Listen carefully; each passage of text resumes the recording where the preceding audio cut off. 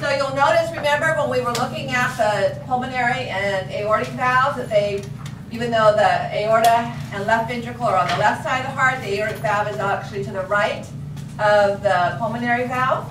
So when we listen to the aortic valve, you're going to hear it on the left side, on the right side of the chest, because the valve is more left than the pulmonary valve is. Okay? So if you feel for the, if you look at the articulated skeletons, the top bone that you feel right here is the clavicle. And then right underneath it, hard to feel because it's so close to it, is the first rib. And then the next bump would be the second rib. So between the first and the second rib is your first intercostal space. So you want to feel for the space between, below the second rib as your second intercostal space.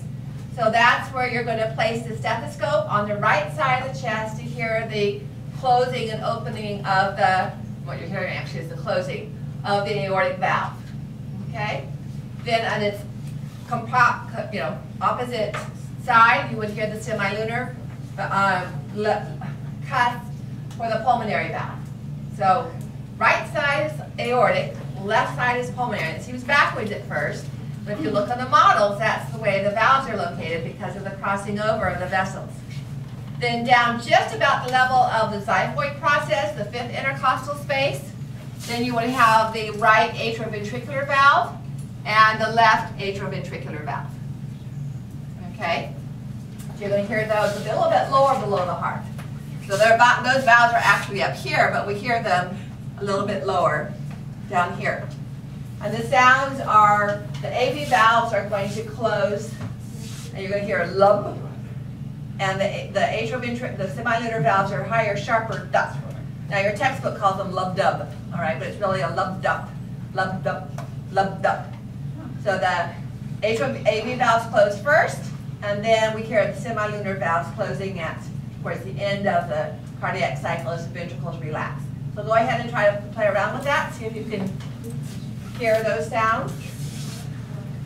This is just for your own edification. I'm not going to be testing you on this, but when you get a physical, they put them on different parts, and they're listening to lungs as well as heart sounds. So if you had a murmur, okay, that's a disturbance because the closure is not complete. So instead of a dup, you would hear a backflow, a regurgitation of blood through the mitral valve if you had mitral stenosis. And I'll be quiet so I don't disturb your sound. There's one right there.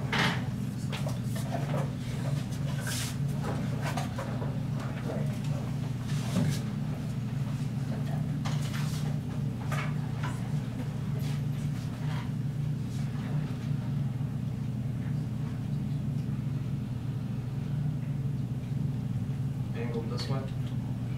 It feels more comfortable. It depends on the angle of your ear canal, so try it both ways. But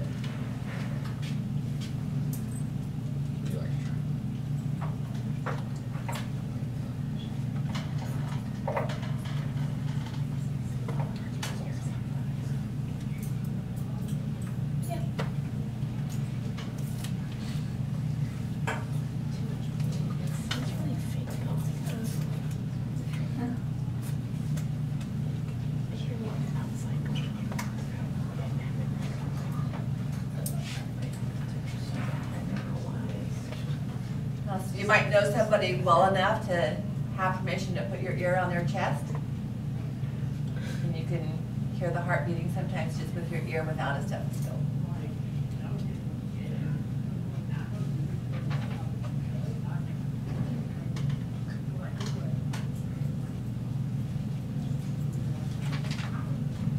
All right, if you're interested in murmurs, you can go on to YouTube and just type in a heart murmur or a mitral stenosis sound. You can hear that. So how dangerous are murmurs? In the end of the lecture today, we'll talk about some of the causes. The first danger is because of disturbance and not a clean flow, you can have a settling of blood cells and platelets and blood clots. So that's the first problem that can occur. If it's a major problem with the mitral valve or any of these valves where there's a leakage, you can have insufficient blood flow.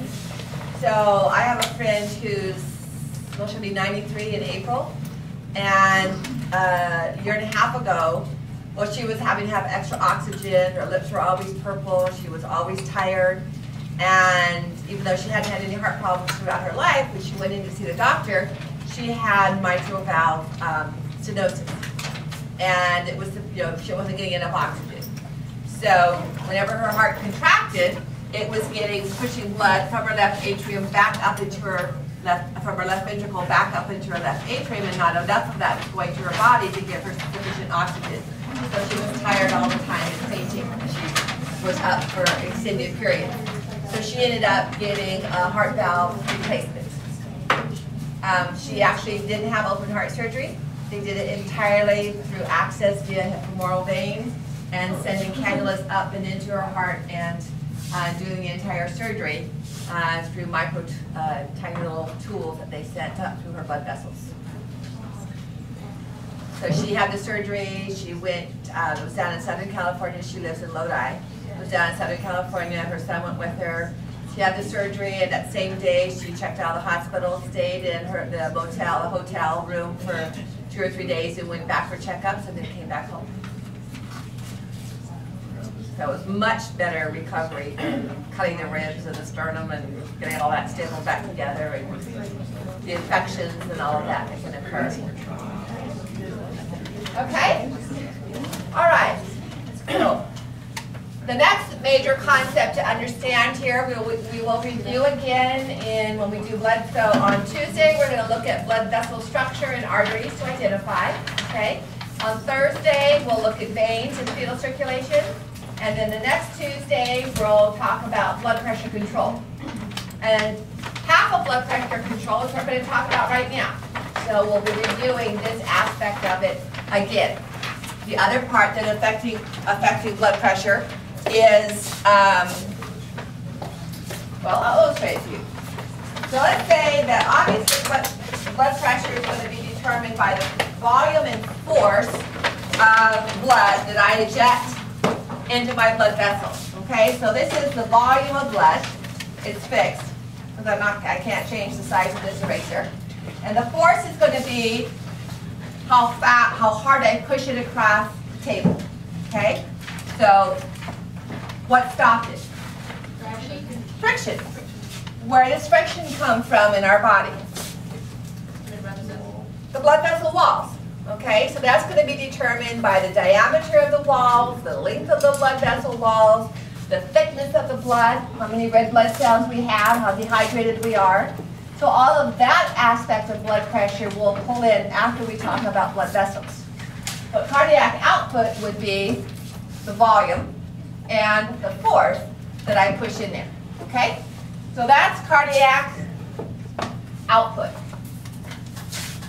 It's determined by 2 components, and then we'll look at what determines each of those components. So heart rate, and we already looked at what determined heart rate, but we'll review it again today, and stroke volume. So by stroke volume, we're talking about the single volume ejected from the heart with 1 ventricular contraction. Okay? Not over a whole minute, just 1 ventricular contraction.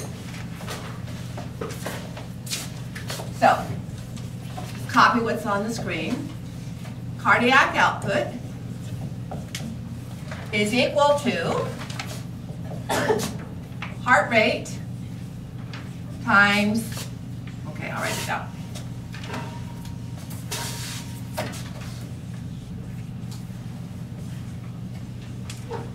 Heart rate times stroke volume.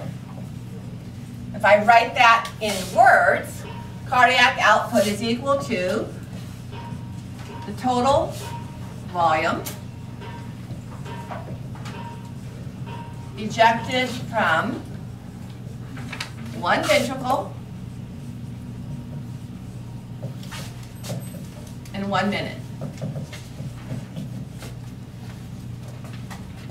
Right? So we're not talking about both ventricles, but 1 ventricle.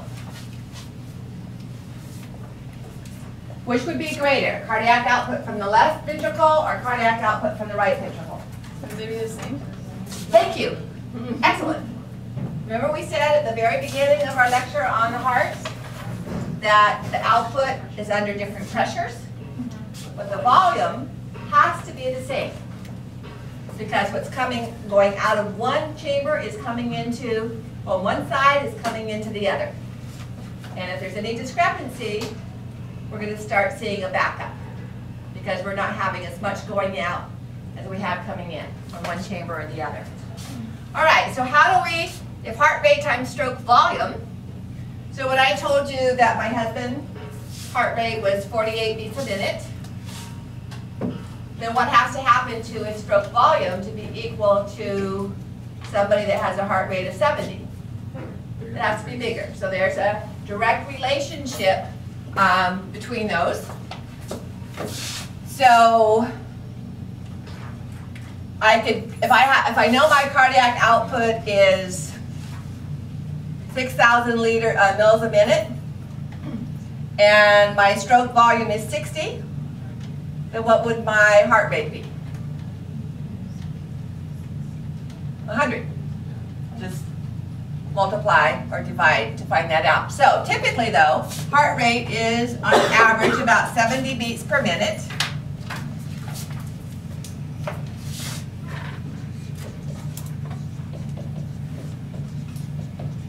And stroke volume on average is approximately 70 mils. Not 70 mils per minute, 70 mils per stroke.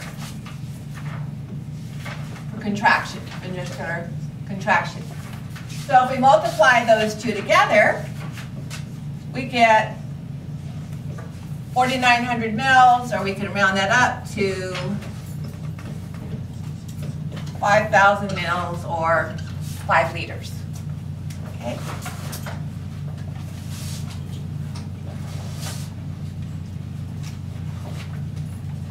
So, what factor is going to affect heart rate?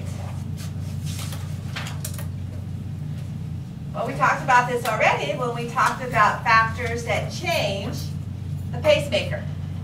Okay?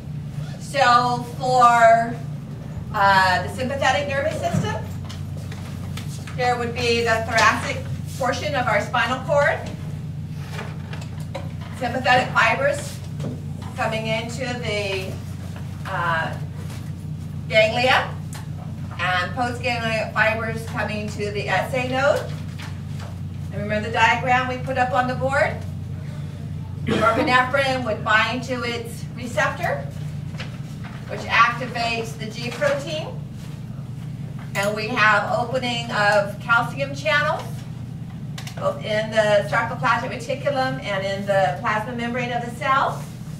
And increased positive ions cause us to reach threshold more quickly, and we have more beats per minute. Okay?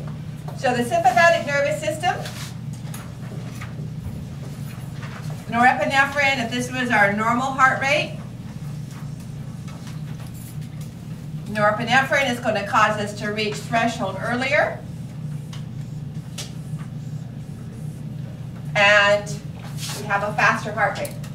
Okay? If we want a slower heart rate, we decrease the sympathetic nervous system. We increase the parasympathetic. We open potassium channel, voltage-gated channels. We lose positive ions, and we have a slower heart rate. Okay. Now, additionally, hormones can affect heart rate. Thyroxine increases the body's use of oxygen because it causes the mitochondria to make more ATP. That requires more oxygen. And when your body needs more oxygen, the heart is stimulated to beat faster. All right? But it's probably as much an increase in sympathetic nervous system as it is actual thyroxine hormones binding to heart muscle cells. And certainly drugs can make your heart rate go up. Caffeine increases heart rate. Okay, other drugs can increase heart rate. Then the other side of the picture is stroke volume. Okay? So we can increase cardiac output by leaving the heart rate the same, but just changing stroke volume. And cardiac output will go up. So these are the three major factors that affect stroke volume.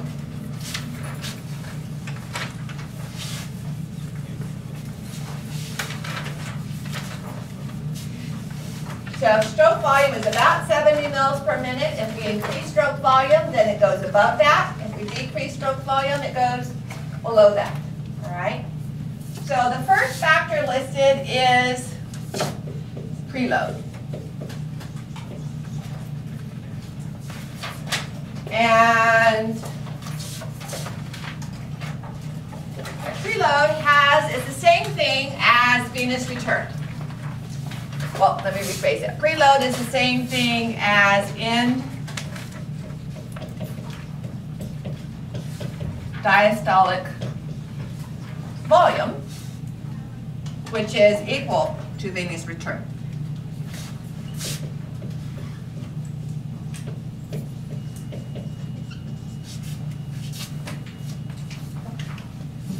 So, what Starling's law states is that increasing the length of the cardiac muscle fibers increases the force of their contraction. If I were to take just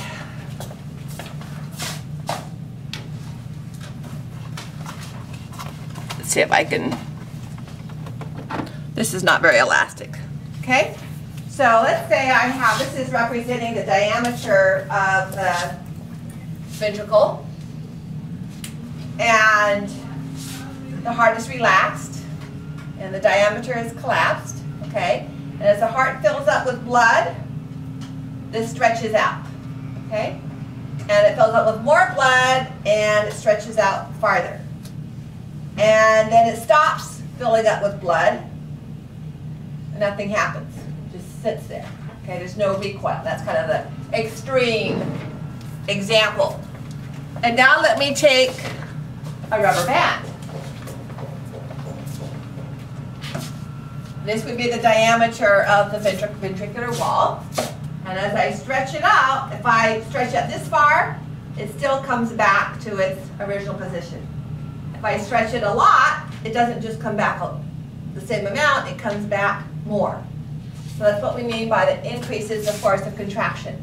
So the greater the length that we stretch the cardiac muscle fiber, the greater the force with which it contracts. Okay? And that's Starling's law.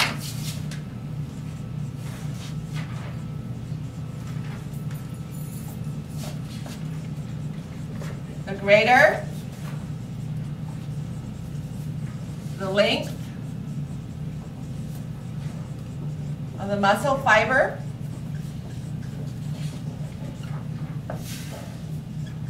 stretch or expansion, I think I like the word expansion better.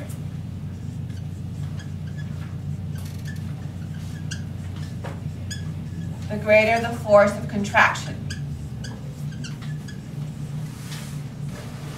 Now obviously there is a point of contraction of expansion or stretch that you learned in 430, in which we separate completely the actin and myosin.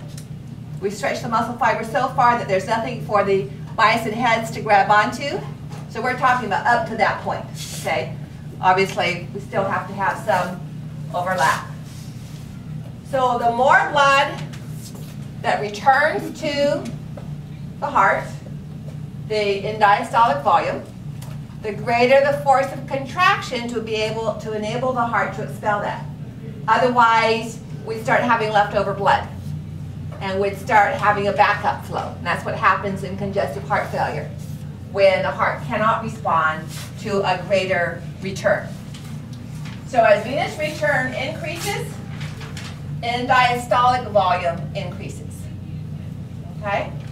So on this chart here, this is our normal venous return. An end diastolic volume of about 135 mils is normal. Okay? and the heart contracts, and we have almost half of that still left in the ventricles, about 65 mils. We don't completely empty the ventricles out. What advantage does that provide us? Why is it not a good idea to completely empty out the ventricles? No? Let's say that I'm walking along, I'm talking, I'm teaching, my heart's contracting, and every time my heart contracts, it completely empties. Yes? Is it to keep the walls from Sticking? Yeah. No? Because Just greater outside pressure. Then there's a bomb scare. And we have to evacuate. Or there's an active shooter or whatever, and we're all running for our lives. If I'm already completely emptying out my ventricles, I have no more room to increase my cardiac output except for increasing heart rate. Okay? And there's going to be a little bit of lag time before my increasing heart rate actually increases the amount of blood that returns to my heart for an increased cardiac output. So this, having some reserve, allows me to actually instantaneously increase the force of contraction and have a greater cardiac output, a greater stroke volume. Okay? And we'll talk about that next as one of the 3 factors that affect stroke volume, and that's contractility. So preload has to do just with Starling's law. A greater amount in means a greater force of contraction. So this condition here does not show a greater amount in. Okay? This one shows a greater amount in, and if we had purely Starling's law, we would get just to here. Let me illustrate what I'm talking about. So normal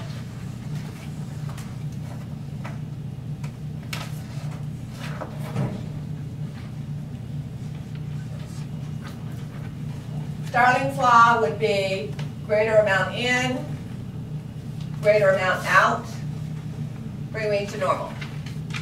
Okay?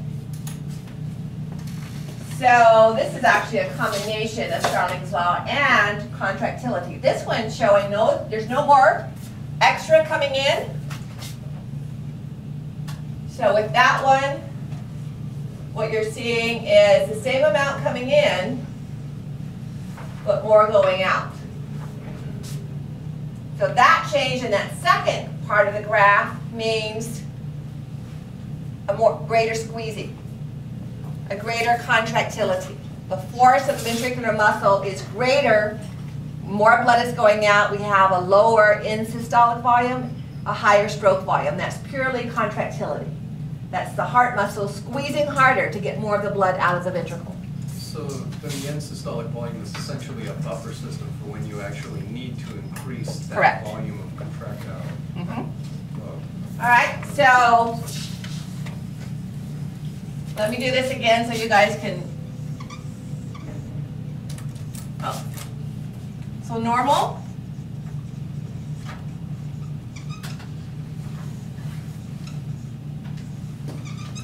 $65 mils. Okay? Starling's law.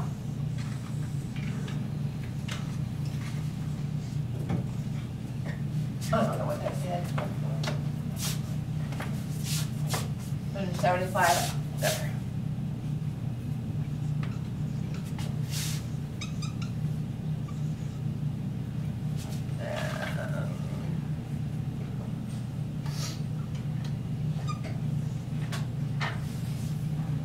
So Starling's law means more in, more out.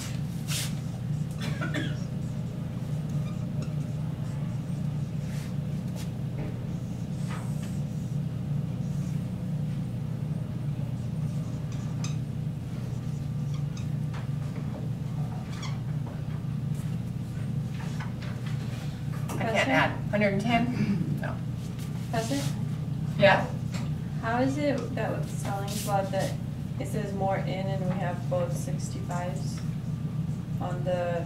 Because we have a greater volume here. So our stroke volume is actually higher. Starling's law means the greater we stretch it, so if we put more volume in, increase venous return, we have a greater contraction, but we're just contracting to what we normally would have. Okay, so that's why it's still 65, which is not shown up there, but I wanted to illustrate just by itself. Okay, because the second one is the third diagram there is actually a combination of both. Okay, so this is showing greater contractility. This is the same amount in, but more out, because we've squeezed the heart more.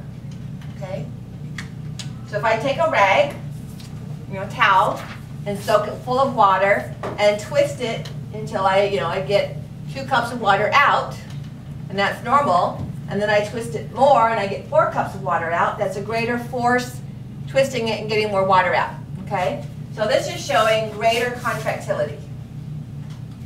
That last diagram that shows more in and more out is a combination of both of these. So I wanted to separate the two. All right. So this is Starling's law plus contractility being illustrated. Starling's law requires more in, thus the greater stretch to get the greater force, but still the same volume. So what's going to affect contractility? We've talked about this already as well.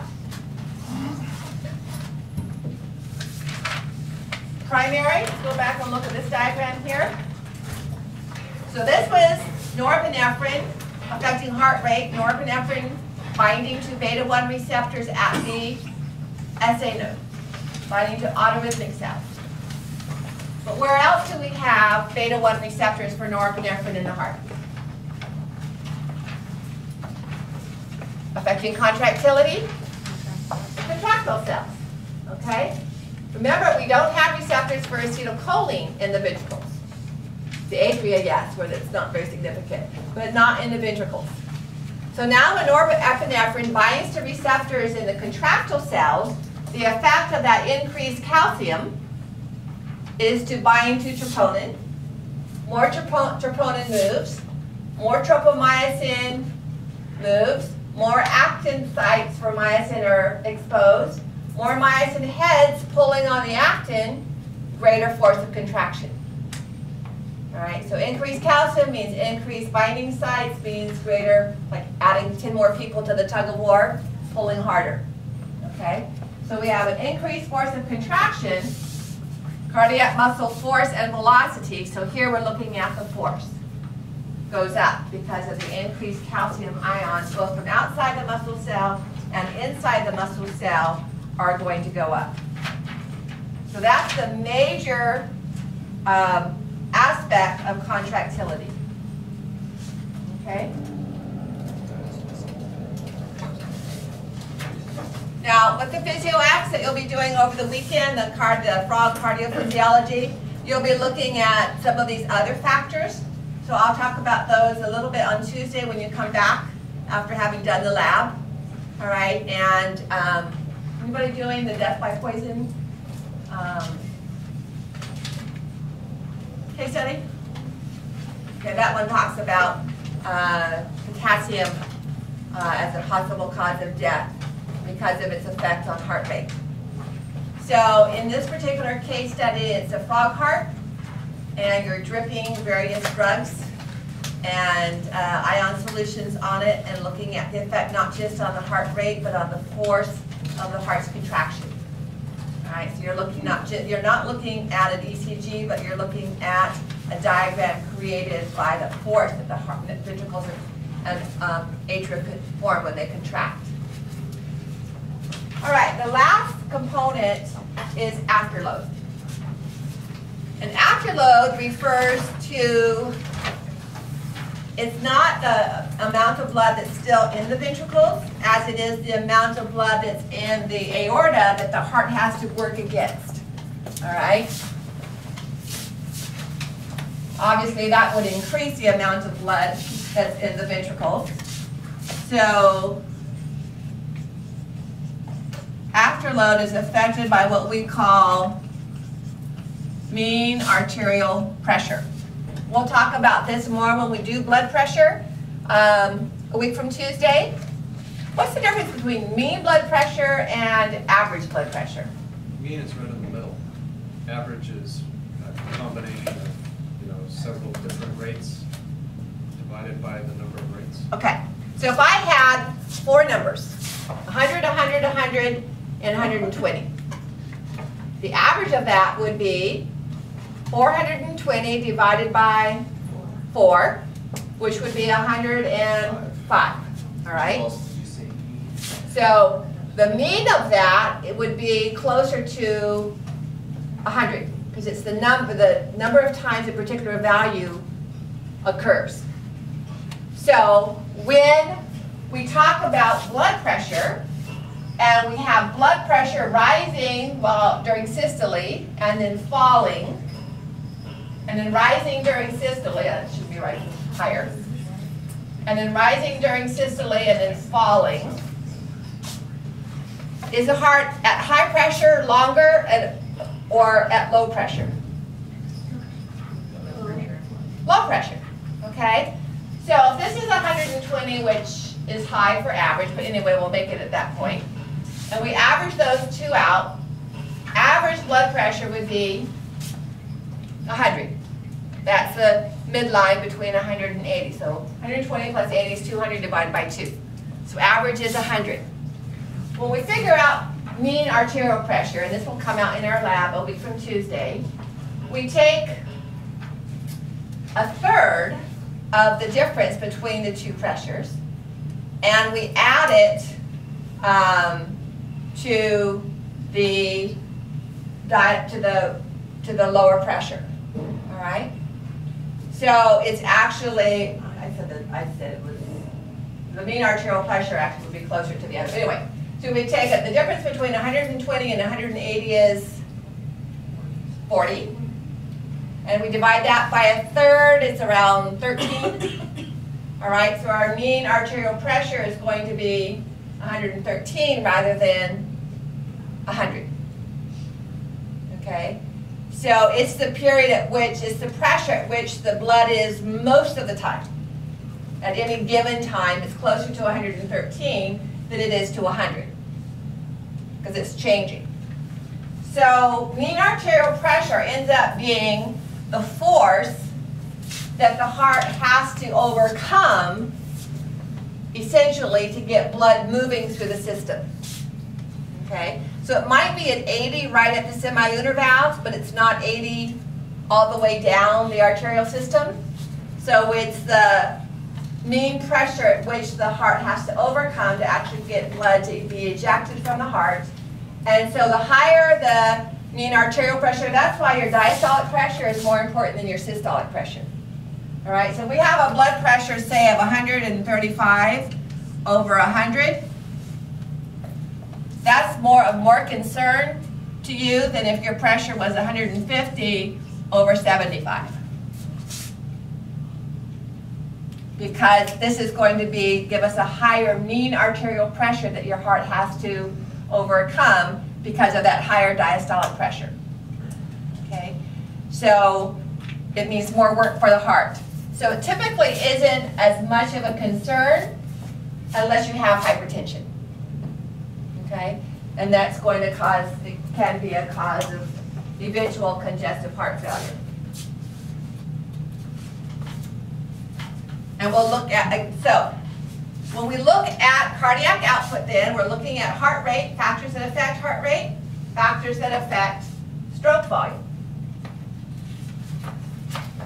Well, let me go back to the venous return one here and look at these. All right, so venous return, which is the first factor that we talked about, is how much blood is getting back to the heart. And there are several factors that affect that.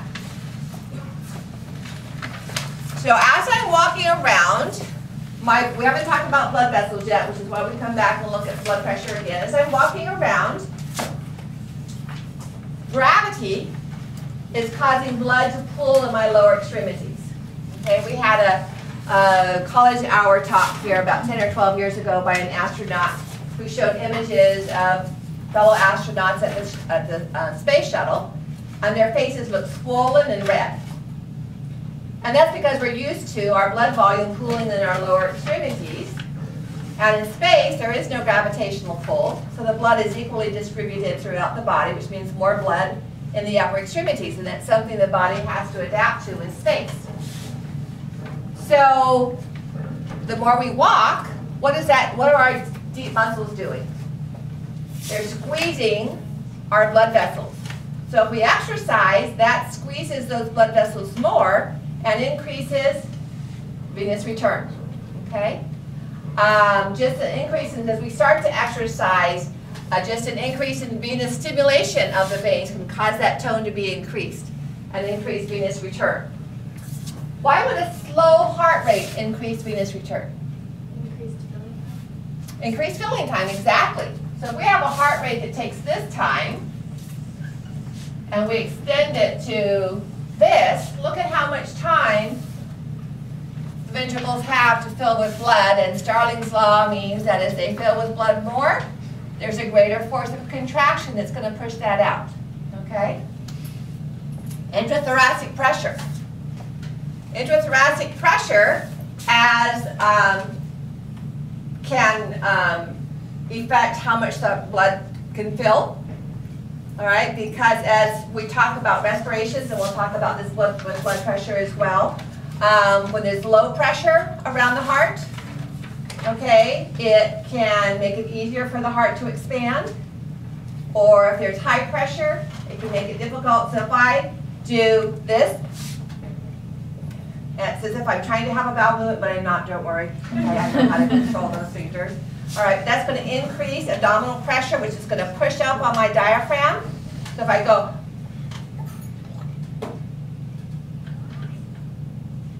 I have to raise my hand that much farther above my heart, excuse me, it makes me dizzy, to get the blood flow back into my chest cavity. Okay, whereas if I wasn't doing the Valsalva maneuver, just about 18 centimeters above my heart, and my veins would collapse. So it's squeezing the heart and not letting the blood come back in. Okay? So there's a variety of changes that exist that can affect blood flow. Now,